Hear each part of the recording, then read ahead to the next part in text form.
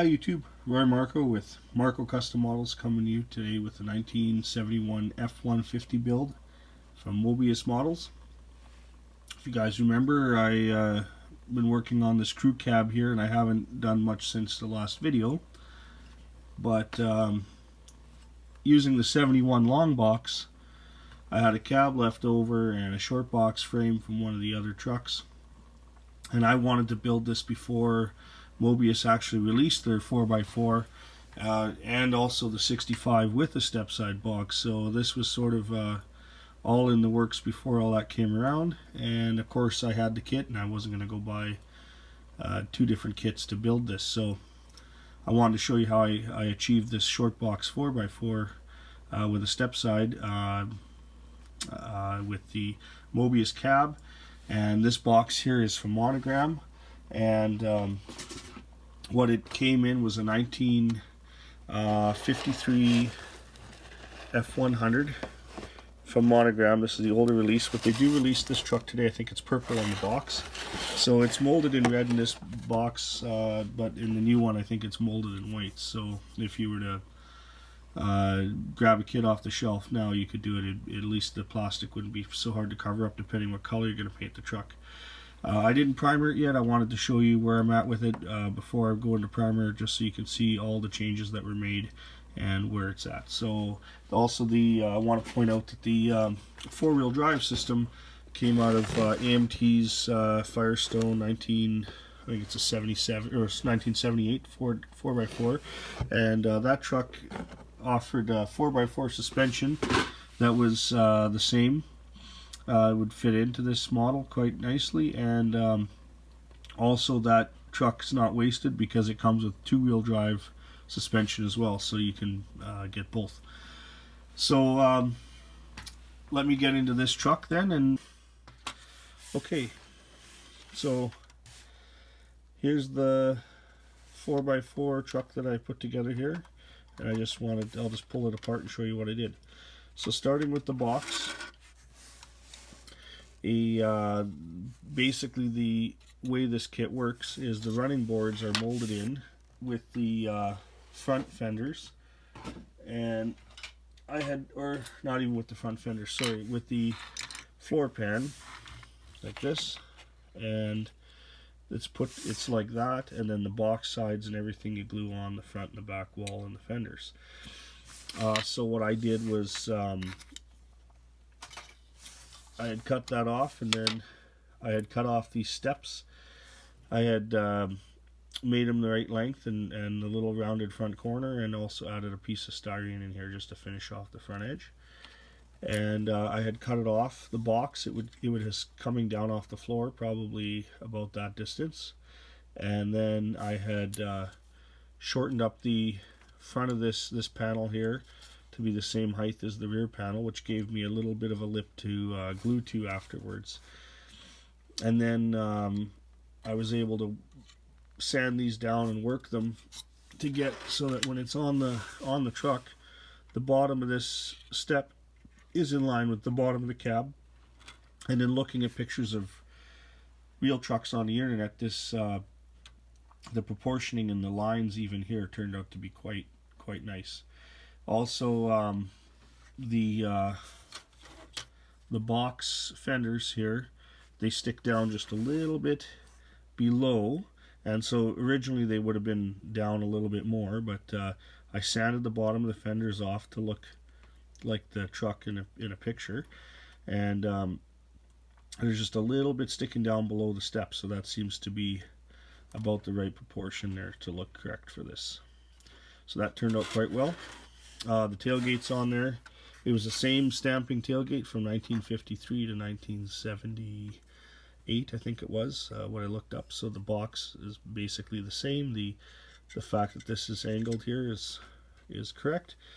So it's quite a good fit for the model. The reason I used the Monogram, because this truck is 25th scale and the Monogram box is 24th, it just seemed to be a better fit than anything that I looked at that AMT made in their early 50s and mid 50s trucks. So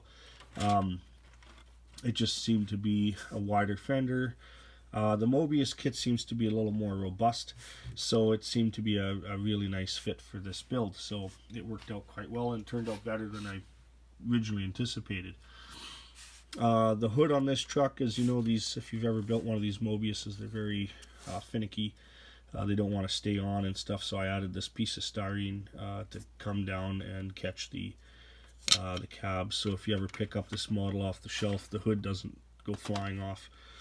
So I just wanted to show you that. I also glued on this trim that's going to go on. I'll just pick it out with chrome afterwards. That's what I just kind of demonstrated here. I just sort of painted that just to see how that would turn out, but it's all going to get primed and painted, so I just wanted to show that to you. I also glued on, dechromed and glued on the emblems, and I'll pick them off after with a brush. It's just hard to sometimes, not impossible, but it's hard to sometimes glue these things on and then you screw up a paint job, so I just wanted to do that now. Same with the door handles and the gas cap. I'll pick those off with paint later. The cab is the only modification I had to do to the cab is the back corners here. This model just gets molded to here, so it has an edge. With a fleet side box, that's okay, but the cab corners have to be in, so that when you put the cab on the truck and you have the box on here, you don't have a hole back here. So that's one of the modifications I had to do. This body line, just to note, this body line in the back of the cab here would actually come down a little bit further into here, but I'm not going to worry about making that change. I did leave it a 6-cylinder, and I glued on all of the suspension from the AMT model. So I used even the rear differential just to just so it kind of matches in the way it looks here. And then the differential that came out of this model, I'll just throw back. I put back in the AMT kit, so I'll put that in the 2-wheel drive version. But it does come with 2-wheel drive leaf springs and 4-wheel drive leaf springs for the back, so this is okay. I put in the cross member from the AMT as well, and it also comes with a cross member for the 2-wheel drive. I built my own transmission mount, and there's a little peg that would go through here, but I just kind of drilled some holes in there and cleaned that up. Using the transmission mount location here, to me it made more sense than having it glued down here on the transmission, because that's not where it would be on the real truck.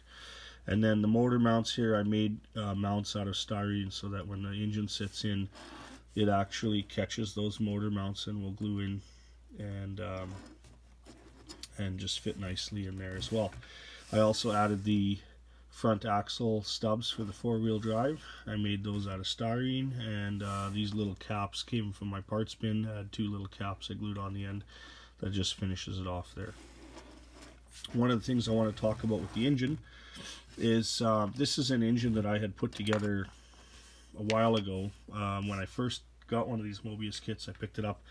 It was the 69, and I put together the 6-cylinder engine, and noticed after I painted it that the transmission is sitting at an angle to the engine block, and there's also it's narrower here, I don't know if you can see that, than it is back on this side here. So what happens is this whole thing is at an angle, and that's not really how the engine would be. Also, when I installed the front belt assembly, the crankshaft pulley is offset to one side on the engine block, which would not be, it would be right in the middle, and also probably halfway into this oil pan here, so this is kind of off. And I was a little disappointed. You can really see how much that's off. Now, I mean, if you glue this in the truck, you'll never know it. Nobody will ever really notice it, but I just know mechanics and engines, and so that bothered me. So I ended up, when I built this engine here, I ended up cutting that bottom flange off and then using my sanding board and making this level so it has the same distance in the front as the back. I also cut off the back of the engine and sanded that flat to 90 degrees to this, which allowed me to put a piece of styrene on the front of this bell housing and then glue it to the back of the engine so that it's much straighter. And then also on the front, I cut the timing cover away from the water pump, which was these were molded in one piece, and by doing that I was able to place it where I wanted to put it, and that made me put it right in the middle of the block here, as well as in the middle where the oil pan and block is joined. So that would make a straight line for the crankshaft. So that was important. Now again, it's a detail that you don't have to do, but it's just something I wanted to point out on the 6-cylinder that drove me absolutely crazy. So I wanted to just point that out to you.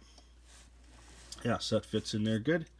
It's also good fitting here. These engines are very close to the firewall, but it's I got a spacing okay there. Also a note, using the 71 grill, I had the choice of making that crew cab either a 69 or 70 or 71. I chose to make that a 70. I made this a 71 primarily because the front suspension like this with the coil springs didn't come out until 1971 in these Ford trucks. Before that, prior like 1970 and older, they would have had leaf springs in the front on an F-150 from what I understand. So the Moebius kit I think is a 1970 release, and it has this style front end in the front, so I'm not sure if that's correct or not. Anyway, yeah, that's the Ford truck build with the step side. I hope you like it. I just thought I'd share this with you, and next time you see it, it should be painted and finished, and probably will get done before my crew cab. I got to get back on that crew cab. I got to scribe lines in and stuff, so I just do an update on that when I get that done as well. So as always, thanks for watching. If you want to ring that bell, get the notifications, and if you like, please subscribe and have a great day.